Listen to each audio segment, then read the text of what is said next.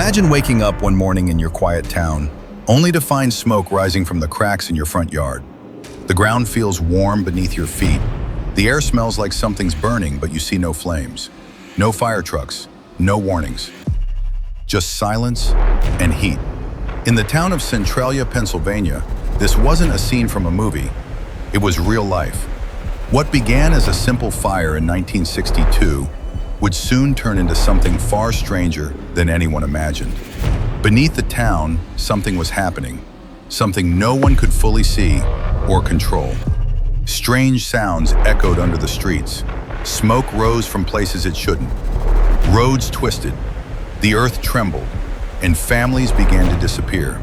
The town was changing, and no one could explain why. Today, Centralia is nearly abandoned, a ghost town with smoke still seeping from the soil. And the most terrifying part, after more than 60 years, it hasn't stopped. So what really happened in Centralia? How did it start? And why to this day does the fire still burn?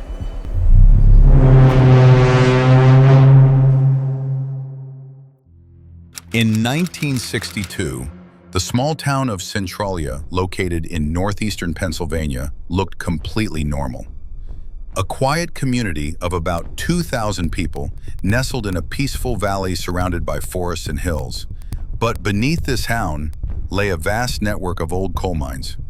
Narrow, twisting tunnels carved over a century ago, then abandoned, like sleeping veins in the earth. Unknown to anyone, these mines would become the cause of a disaster that would never be extinguished.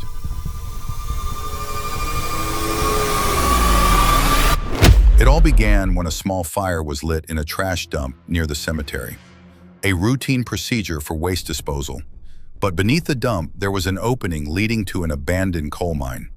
The fire found its way into that mine, and from there, layers of dry coal underground began to burn silently deep beneath the surface.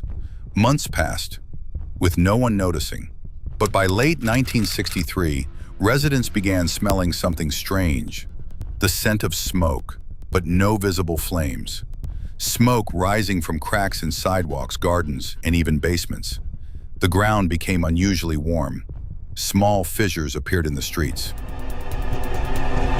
Authorities launched an investigation and were shocked by the truth. A fire was burning deep beneath the town, tens of meters underground in the coal tunnels. They tried to extinguish it, dug trenches to isolate the fire, pumped clay and concrete into the tunnels, covered some areas with insulating materials. Scientists and engineers conducted countless experiments and made many agreements to try to put out the fire. They used innovative and advanced methods, but every attempt failed. The fire was deeper and fiercer than they expected, always finding new paths to spread, impossible to fully extinguish. Years passed, and the situation worsened. The heat increased. Toxic gases began to appear. Animals died from carbon monoxide poisoning. Then came the incident that changed everything. In 1981, a sudden sinkhole opened beneath the feet of a 12-year-old boy. The ground almost swallowed him alive. He survived by a miracle. Centralia then became a global headline. Newspapers spoke of a town burning from within.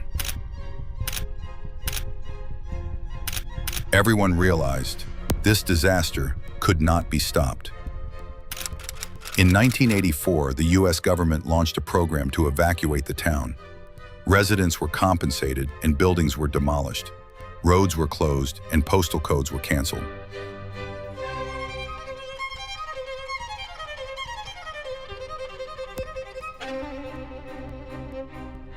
Centralia became a town without a name.